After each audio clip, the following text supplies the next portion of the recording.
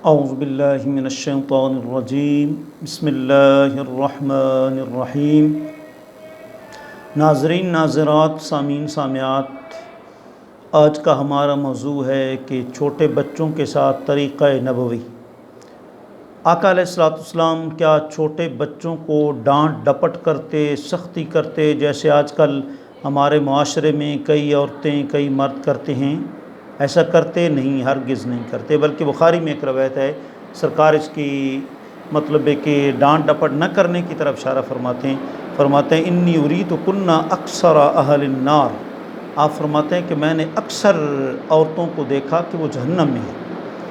تو اس کی وجہ بھی بیان فرمائی کہ تکفرن اللعن و تکفرن العشیر، کہ عورتیں ایک تو اپنے خامد کی ناشکری کرتی ہیں، بخاری کی ایک روایت میں ہے کہ ساری زندگی وہ ان کے ساتھ حسن سلوک سے پیش آتا ہے، کبھی کوئی ایک دن کوئی ایک چیز نہ لا سکا تو وہ کہتی ہیں کہ ہم نے تو تمہارے اندر کبھی بھی کوئی نیکی دیکھی نہیں ہے۔ یہ عورتوں کی فطرت ہے۔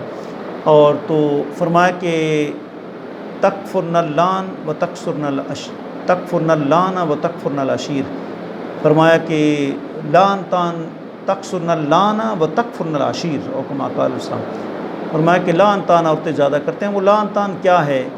وہ چھوٹے بچوں کو ڈانٹ ڈپٹ ہے، ان کو چھوٹی سی بات پر زیادہ سزا دے دینا ہے، لیکن یہ ان میں رکھیں کہ یہ طریقہ محمدی نہیں ہے، یہ طریقہ نبوی نہیں ہے۔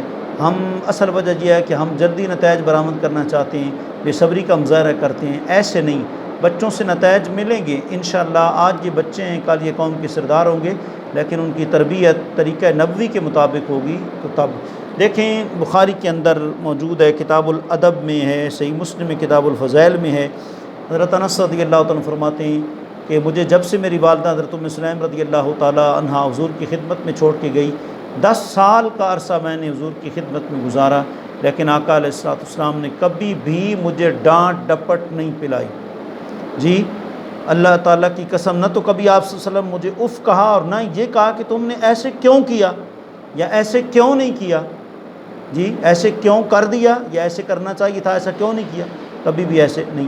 اور مزید فرماتے ہیں کہ اگر آپ کی کسی حکم کی بجاوری میں مجھ سے، یہ مسند امام احمد کی روایت ہے، اس کے اندر یہ وضاحت ہے کہ اگر آپ کے کسی حکم کی بجا آوری میں مجھ سے کاہلی ہوئی یا میں اسے خراب کر بیٹھا تو اس کی وجہ سے آپ صلی اللہ علیہ وسلم نے مجھے کبھی بھی ملامت نہیں فرمائی۔ اگر آپ صلی اللہ علیہ وسلم کے افراد خانہ میں کوئی مجھے برا بھلا کہتا، یعنی ازواج مطہرات میں، تو آپ صلی اللہ علیہ وسلم فرماتے اس سے کچھ نہ کہو، اگر یہ کام مقدر اور نصیب میں ہوتا تو ہو جاتا۔ اب بچوں کو مارنے سے یہ تو نہیں نا کہ ہم مارتے رہیں۔ اصل تو بات وہی ہے جو سرکار نے فرمائی ہے کہ اگر اس بچے کی تقدیر میں یہ کام لکھا ہے، اس نے زندگی میں کرنا ہے، تو وکان امر اللہ مفعولا، اللہ کا حکم جو ہے وہ ہو کے رہتا ہے۔ اور اگر اس بچے نے نہیں کرنا تو ہمارے ڈانٹ ڈپٹ کرنے سے، لعن طعن کرنے سے، بچے کو طرح طرح کی اذیت ناک بے ایمانہ سزائیں دینے سے وہ بچہ کام جو ہے وہ نہیں کرے گا۔ یہی وجہ ہے کہ سرکار نے ساری زندگی جہاد کے اندر تو آپ نے تلوار استعمال کی، لیکن اس کے علاوہ آپ نے کبھی تلوار نہیں استعمال کی۔ یہ آپ کے رحمت للعالمین ہونے کا ثبوت ہے۔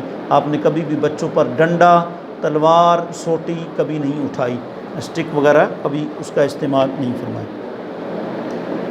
ایک ذہن میں سوال پیدا ہوتا ہے، جی وہ یہ کہ یہ چھوٹے بچے ہیں، اگر ہم ان کو ڈانٹ ڈپٹ نہیں پلائیں گے تو یہ تو ہمارے کنٹرول سے باہر ہو جائیں گے، یہ تو بگڑ جائیں گے۔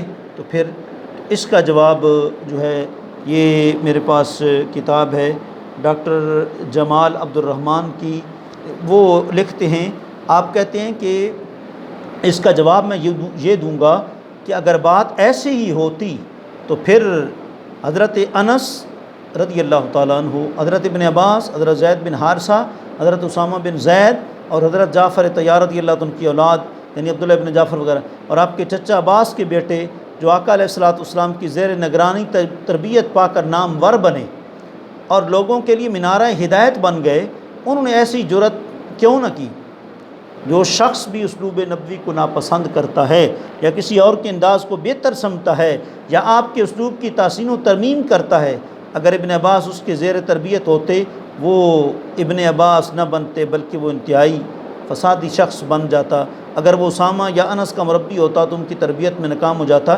ان کی تربیت تو سرکار نے کی ہے بڑے اچھے اور احسن طریقے سے۔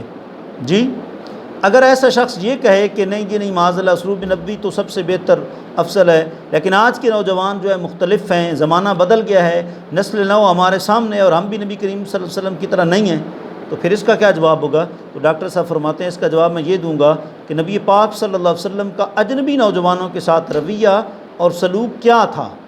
زنا کی اجازت لینے والے نوجوان کو انتہائی نرمی اور دنائی کے ساتھ ملتے ہیں اور اسے توبہ و نجات کی راہ پر گامزن کر دیتے ہیں۔ آپ کو معلوم ہے نا، ایک شخص نے کہا جی کہ جو ہے وہ میں حضور نے فرمایا اسلام قبول کرو، فلاں کام نہ کرو فلاں، اس نے کہا چلو باقی تو سارے کام میں رک جاؤں گا، لیکن یہ والا جو معاملہ ہے مطلب ہے کہ جھوٹ والا یہ مجھ سے نہیں ہوتا جھوٹ۔ تو پھر سرکار نے فرمایا کہ چلو پھر اب اس کے ذہن میں سوچ آئی کہ اگر مطلب میں نے زنا کیا، سرکار نے پوچھا میں نے نہ کی تو جھوٹ ہے وغیرہ وغیرہ، یوں کرتے ہوئے آخر حضور نے تربیت فرما کر سیدھا کر دیا۔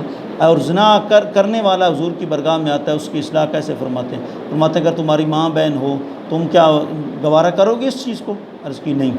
وہ شخص کہتا ہے میں نے حضور جیسا معلم پوری کائنات میں کبھی بھی نہیں دیکھا۔ جی تو دیکھیں آقا علیہ الصلوۃ والسلام کا شرارتی بچوں کے ساتھ کیا طریقہ ہے۔ جو لوگوں کے باغات میں جا کر کھجوریں اتارنے کے لیے روڑے اور ڈھیلے مارا کرتے تھے، سرکار نے ان کی بھی تربیت کی۔ اسی طرح اس عیسائی لڑکے کا واقعہ بھی ذہن میں لائیں جس نے زندگی کے آخری لمحوں میں آپ صلی اللہ علیہ وآلہ وسلم کی دعوت پر اپنے والد سے آنکھوں کے اشارے سے مشورہ کر کے اسلام قبول کر لیا۔ جی آپ کا واسطہ تو بہت سے غلط کاروں، مجرموں اور شرارتیوں سے بھی بڑا ہے، پھر وہ کس طرح ہدایت یافتہ ہو کر یہ گواہی دیتے ہوئے گئے کہ ہم نے آپ سے زیادہ نرم مزاج، بہتر انداز میں تربیت کرنے والا کوئی شخص نہیں دیکھا۔ ان سب سے آپ صلی اللہ علیہ وسلم کی نرمی اور دنائی سے پیش آنا، یہ طریقہ 100% کامیابی کے نہج پر رہا۔